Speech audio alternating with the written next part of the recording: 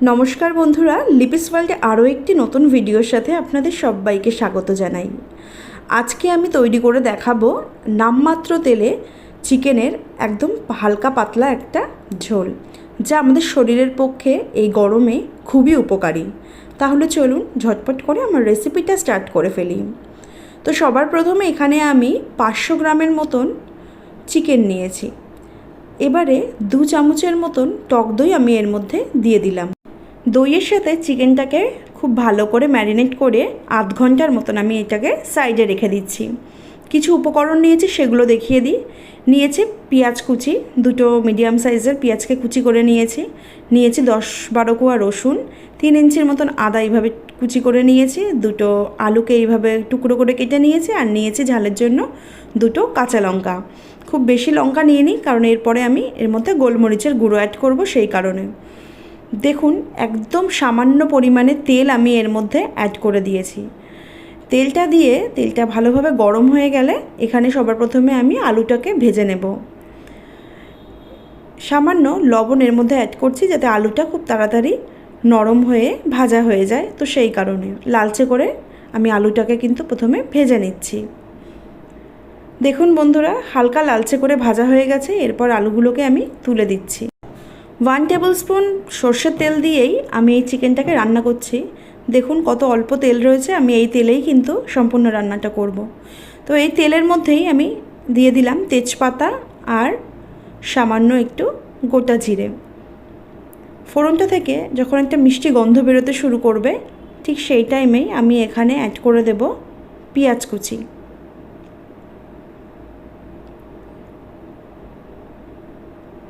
সমস্ত পেঁয়াজ কুচি এর মধ্যে অ্যাড করে দেওয়ার পর পেঁয়াজটাকে হালকা বাদামি করে আমি সবার প্রথমে ভেজে নেব। যেহেতু খুব সামান্য তেল রয়েছে, তো খুব ভালোভাবে তো পেঁয়াজটা ওরমভাবে ভাজা যাবে না, খুব অল্প তেল যেহেতু। তো সেই কারণে আমি হালকা লালচে করেই পেঁয়াজটাকে কিন্তু ভেজে নেব। এরপর এর মধ্যে দিয়ে দিচ্ছি আমি লবণ। স্বাদ মতন লবণ আমি এর মধ্যে অ্যাড করলাম, যাতে তাড়াতাড়ি পেঁয়াজটা নরম হয়ে ভাজা হয়ে যায়। পেঁয়াজটা দেখুন লালচে করে ভাজা হয়ে গেছে। এবারে এর মধ্যে আমি মশলার পেস্ট অ্যাড করছি। আদা, রসুন আর কাঁচা লঙ্কার পেস্ট আমি এর মধ্যে অ্যাড করলাম। এবারে খুব ভালো করে পেঁয়াজের সাথে মশলাটাকে কষিয়ে নিচ্ছি। গ্যাসের ফ্লেম লো টু মিডিয়ামে করে মশলাটাকে খুব ভালো করে কষিয়ে নেব, যতক্ষণ না মশলা থেকে কাঁচা গন্ধটা চলে যাচ্ছে। একটু বাটি ধোয়া জলটাও আমি এর মধ্যে দিয়ে দিলাম, তাহলে কষাতে একটু সুবিধে হবে। এবারে এর মধ্যে কিছু গুঁড়ো মশলা আমি অ্যাড করছি। তো সবার প্রথমে আমি এখানে দিয়ে দিচ্ছি হলুদ গুঁড়ো। 1 চামচের মতন হলুদ গুঁড়ো দিয়ে দিলাম। দিয়ে দিচ্ছি কাশ্মীরি লঙ্কার গুঁড়ো, এই চিকেনের মধ্যে সুন্দর একটা রং আনার জন্য। 1/2 চামচের মতন কাশ্মীরি লঙ্কার গুঁড়ো দিয়ে দিলাম। এরপর এখানে আমি দিয়ে দিচ্ছি ধনের গুঁড়ো 1/2 চামচের মতন। খুব বেশি মশলা ব্যবহার করব না, হালকা ঝোল যেহেতু, আর খুব স্বাস্থ্যকর একটা চিকেনের ঝোল তৈরি করছি, তো সেই কারণে খুব বেশি মশলা আমি এখানে অ্যাড করছি না। আর দিয়ে দিচ্ছি 1/2 চামচের মতন জিরের গুঁড়ো। এবারে খুব ভালো করে মশলাটাকে কষিয়ে নিচ্ছি। আগে থেকেই আমি জলের মধ্যে অ্যাড করছি না, মশলাটাকে সব কিছুর সাথে ভালো করে কষিয়ে নিচ্ছি। এরপর অল্প অল্প জল দিয়ে আমি মশলাটাকে কষিয়ে নেব। এবারে এর মধ্যে আমি অ্যাড করে দিচ্ছি স্বাদ মতন লবণ। লবণটাকে দিয়ে খুব ভালো করে মশলার সাথে মিশিয়ে নিচ্ছি। দেখুন বন্ধুরা, মশলাটা আগের তুলনায় বেশ অনেকটাই কষে এসেছে, তেলও কিন্তু হালকা সেপারেট হতে শুরু করেছে। এই সময়ই আমি এর মধ্যে আগে থেকে দই দিয়ে ম্যারিনেট করে রাখা চিকেনটাকে দিয়ে দিচ্ছি। চিকেনটাকে দিয়ে খুব ভালো করে মশলার সাথে কষিয়ে নেব। যেহেতু এর মধ্যে তেলটা কম আছে, তো একটু সময় লাগবে এই চিকেনটা কিন্তু কষাতে। ঢাকা চাপা দিয়ে চিকেনটাকে আমাদের কষিয়ে নিতে হবে। মিনিট 5 চিকেনটাকে ভালো করে ঢাকা চাপা দিয়ে কষিয়ে নেবার পর ঢাকনাটা খুলে দিয়েছি। দেখুন কতটা জল বেরিয়ে এসছে, যেহেতু এর মধ্যে দই দেওয়া আছে, তো সেই জন্য অনেকটাই পরিমাণে জল চিকেনের থেকে বেরিয়ে এসেছে। এরপর এর মধ্যে আমি আগের থেকে ভেজে রাখা আলুটাও অ্যাড করে দিলাম, যাতে করে খুব ভালো করে চিকেন আর আলুটাকে কষিয়ে নেওয়া হয়। চিকেন আর আলুটাকে খুব ভালো করে কষিয়ে নেবার পর এখানে আমি ঝালের জন্য আরেকটু ব্যবহার করছি গোলমরিচের গুঁড়ো। প্রায় 1 চামচের মতন গোলমরিচের গুঁড়ো এখানে আমি ব্যবহার করেছি। আমরা সকলেই জানি গোলমরিচের গুঁড়ো কিন্তু আমাদের পেটের পক্ষে খুবই উপকারী, আমাদের পেট ঠান্ডা রাখে।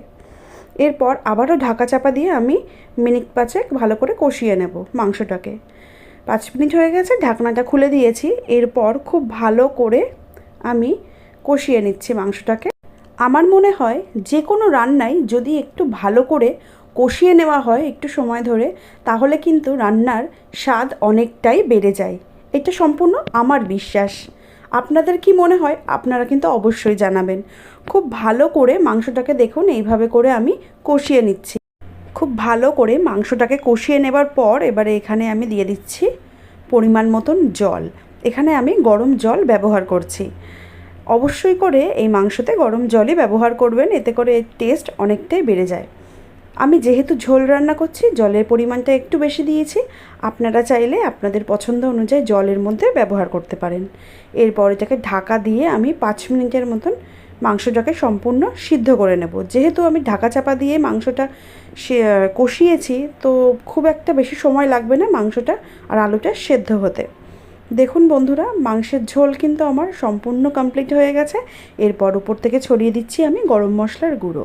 গরম মশলার গুঁড়োটা দিয়ে ভালো করে মাংসের সাথে মিশিয়ে দিয়েছি। তৈরি হয়ে গেল আমার আজকের রেসিপি, একদম নামমাত্র তেল দিয়ে চিকেনের হালকা পাতলা ঝোল। আপনারা দেখলেন বন্ধুরা, কত অল্প তেলেই আমার আজকের চিকেনের এই রেসিপিটা আমি আপনাদেরকে তৈরি করে দেখালাম। আর যা গরম পড়েছে, এই গরমে কিন্তু খুব বেশি তেল মশলা আমাদের শরীরের পক্ষে একদমই উপকারী নয়। তাই এই রেসিপিটা আজকে আপনাদের সামনে আমি নিয়ে চলে এসেছি। আমার আজকের রেসিপিটা যদি ভালো লাগে একটা লাইক করবেন, কমেন্ট করে জানাবেন কেমন লাগলো। আর আমার চ্যানেলটাকে প্লিজ সাবস্ক্রাইব করে দেবেন। ভালো থাকবেন, সুস্থ থাকবেন। ধন্যবাদ।